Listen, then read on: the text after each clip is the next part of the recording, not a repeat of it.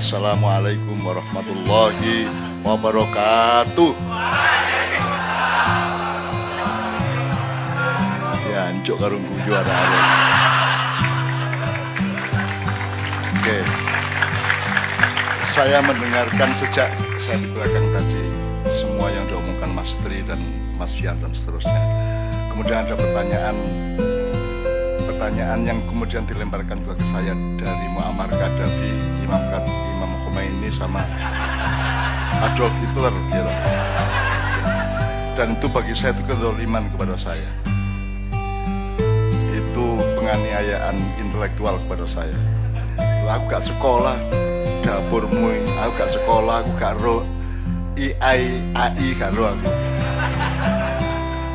Itu bahasa Arabnya af'alun mufta'ali atau ulumun mufta'ali, itu AI, artificial intelligence. Saya sudah diceritain sabrang soal artificial intelligence dan seterusnya, tapi saya merespon pertama Helmi sama Mas Fahmi dulu. Kalau gitu ada satu judul yang spektrumnya mungkin agak lebih luas, yang itu tidak diganti pada KJ berikutnya, itu diteruskan, diperdalam atau diperluas. Jadi misalnya sekarang global, ya, tadi sudah ngomong globalisasi dan seterusnya ya. Terus besok kita khususon yang berkaitan dengan humaniora misalnya, terus teknologi, terus apa atau apa. Jadi kalau bisa dalam setahun ke depan ini khusus soal AI tidak ada masalah. AI itu disuwuk mentek itu, disuwuk macam-macam karo arek maknya. Arek maknya itu tambah sulit tambah melarat. Jadi salah satu wirid maknya itu dari surat Al-Mu'minun 115.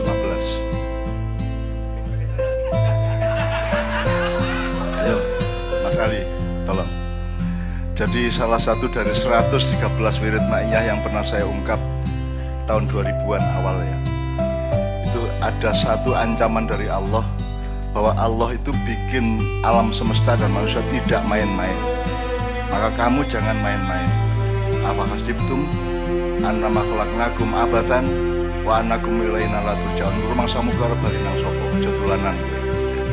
Fata'alallahul malikul haqqul la ilaha illa huwal azizul karim. Wa may yad'u ma'allahi ilahan akhar la burhana lahu bihi fa inna ma hisabu inda rabbih. Itu ayat AI. Baru tadi saya tanya, ya Allah ini ayatnya apa? Al-Mu'minun 115 ngomong. Jibril teko mas. Loh mas kok mriki sampean? Ya mesake cah kiri-kiri kayak kan. Jawabnya gitu. Jadi Allah mengatakan barang siapa mengambil Tuhan selain Allah tanpa burhan yang benar, tanpa argumentasi yang tepat, maka dia akan berhadapan dengan hisab Allah. Jadi pertama burhan, dua hisab. Burhan itu maksudnya gini. Tadi Mas Tri mengatakan mengenai ada perang pikiran. Tidak pernah terjadi perang pikiran. Perang nilai. Nah, salah satu resonansi nilai itu melalui pikiran manusia. Tapi jangan lupa manusia itu terbatas. Manusia itu tidak bisa apa-apa. Manusia itu tidak berdaya. Ini kerusakan bukan ciptaan manusia, tapi kekeliruan atau kekufuran manusia untuk beradaptasi dengan nilai Tuhan dan alam. Benar ya? Jadi menurut saya bukan perang pemikiran, tapi kegagalan manusia, memang kekufuran manusia, ketidaksediaan manusia untuk berharmoni dengan kehendak Tuhan dan sunnah alam. Maka kita selalu membaca innama amruhu idza arada syai'an ayaqulu kun fayakun. Ora iso kun fayakun kuwi nek amr sama iradah tidak harmonis. Itu yang kemarin Sabrang menyatakan mendamaikan dualitas itu. Cuman Sabrang kan kelemahannya dibanding saya kan dianggap di pesantren. Saya jadi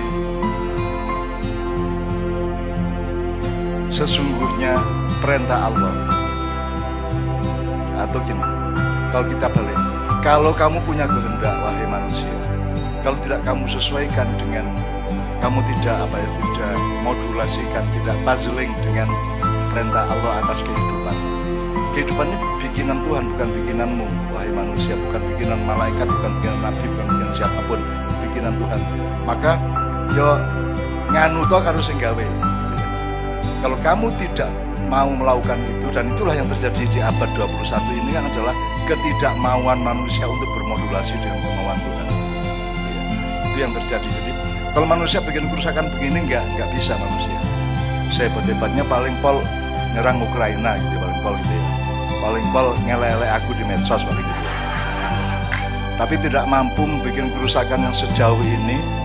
Yang terjadi bukannya manusia bikin kerusakan, yang terjadi adalah karena manusia tidak mau berdamai dengan perintah Allah dan sunnah alam.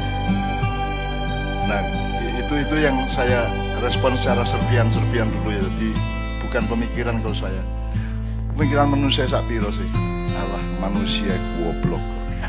Opo kok yo kan mending iblis, mending setan jelas. Mungkin setan tidak pinter-pinter amat tapi dia punya sebaran energi. Setan adalah sebaran energi dan frekuensi iblis. Jelas ya. Kalau iblis adalah eskalasi jin, satu jin untuk menjadi petugas energetiknya Allah, energinya Allah yang disebut malaikat. Dan yang bisa menjadi malaikat itu jin dan manusia. Jadi sekarang itu banyak malaikat yang Anda tidak tahu karena Anda ngertinya makhluk itu adalah sosok gitu kan. Bukan, makhluk itu saya kan sering contohkan pohon itu ada kayunya, ada daunnya ya, ada cabangnya, ada akarnya. Yang mana hidup itu? Yang mana hidup itu? Yang pohonnya, apa akarnya, apa daunnya, apa buahnya? Hidup adalah tumbuhnya dia itu.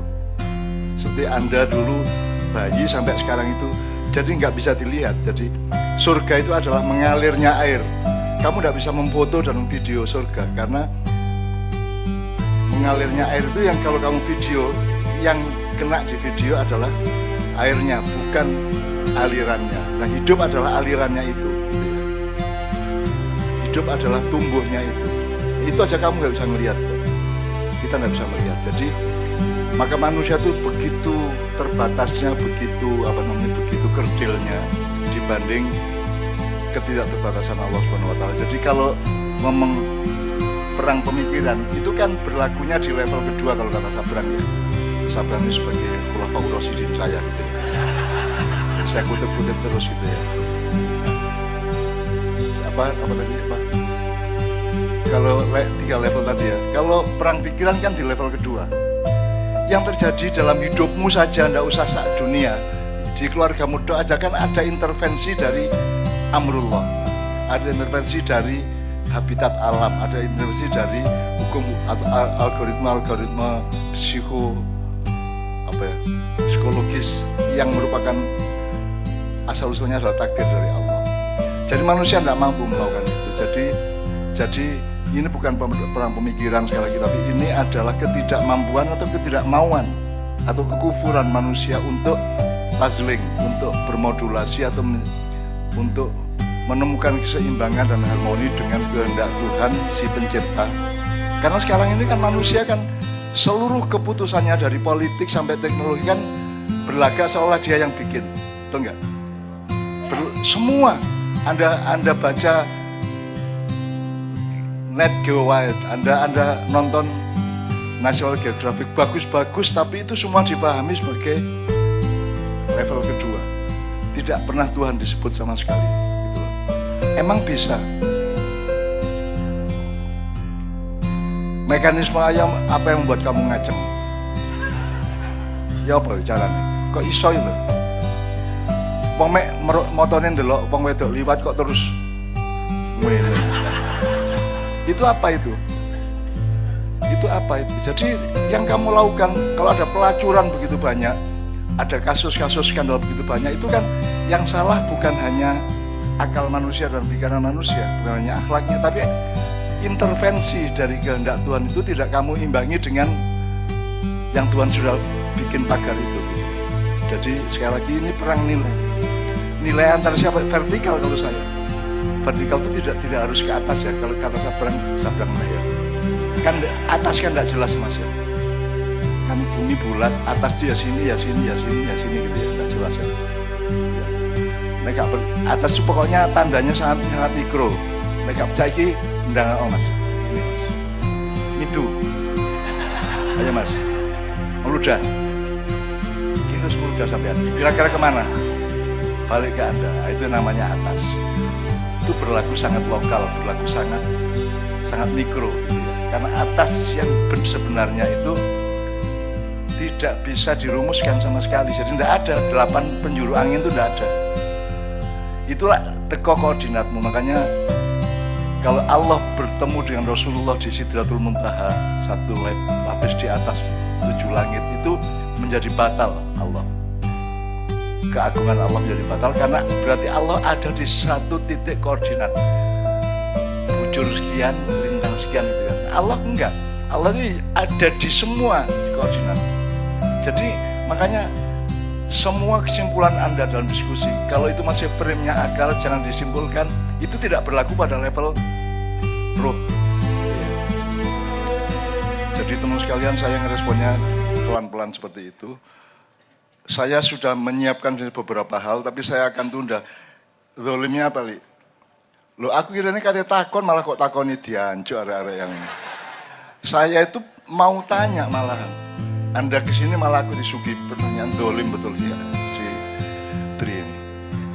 Loh, saya kesini mau tanya. Jadi misalnya gini, kita singkat aja kan. Kalau mau, sampean kan nggak tahu asal-usul sampean. Allah bikin pertama itu apa, terus setelah itu apa, terus apa pertama dan apa kedua itu sebagaimanakan oleh Allah, sehingga kapan terjadi ruang dan waktu. Itu kan kalau Anda bayangkan kok ono ya konsep waktu gitu, dahsyat toh. Anda tidak bisa membayangkan, akal Anda tidak bisa sampai ke langit ketiga gitu. Jadi ruang sama waktu itu bareng apa duluan ruang atau duluan waktu kan tidak tahu. Kemudian terciptanya jagat raya, galaksi-galaksi yang segitu banyak, tata surya, planet, satelit dan lain-lain itu kan juga. Kemudian baru tumbuh-tumbuhan, materi dulu, batu-batuan, pasir, lempung. Kemudian Allah bikin mekanisme, bikin algoritma cuaca, ada hujan, ada mendung, segala macam. Itu urut-urutannya gimana? Coba cari peneliti yang bisa menyebutkan urut-urutannya penciptaan Tuhan itu dulu awalnya gimana. Belum lagi nanti sampai ke pra-dinosaurus. Ada yang namanya Cambrian explosion. Jadi ada satu, kalau bahasa Jawa itu gabah dan interi. Jadi ada seleksi sunnah, seleksi alamiah di mana yang bertahan akan, yang paling tangguh yang akan bertahan, yang tidak bisa menyesuaikan diri dia akan musnah gitu ya. Nah jadi sekarang kalau kita kembali ke AI tadi, kalau menurut ayat Al-Mu'minun 15 tadi, kalau kamu menuhankan apa tadi? Taf'aliyah tadi ya, yang selain Tuhan, kan AI jadi Tuhan sebentar lagi. Dan sudah dibayangkan betapa dahsyatnya itu AI itu nanti.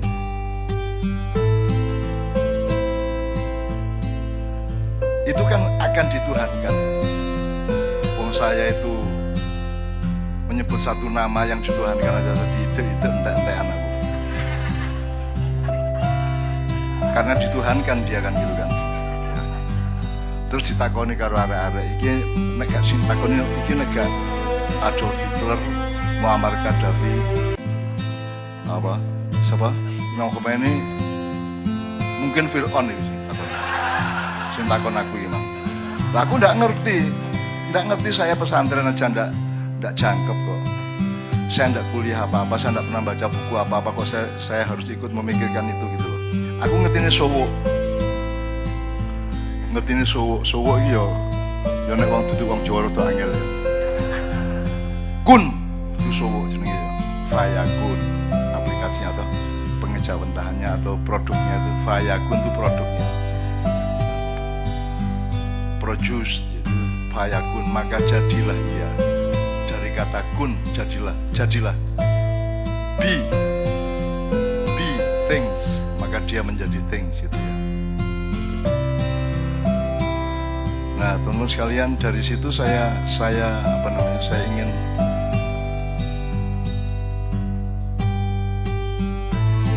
tanya semuanya. Kita singkat dari Nur Muhammad sampai, kan Anda tahu tawasulan kan kita tidak hanya berselawat kepada Muhammad bin Abdullah, Nabiullah, Rasulullah, tapi Nur Muhammad. Ini Haddad Alwi sebenarnya mau datang, cuma malam ini ternyata dia gagal datang. Nanti di Mojo Patsara tanggal 17 dia datang. Dulu ada seorang guru Kiai Kanjeng namanya Rahmat Mulyono.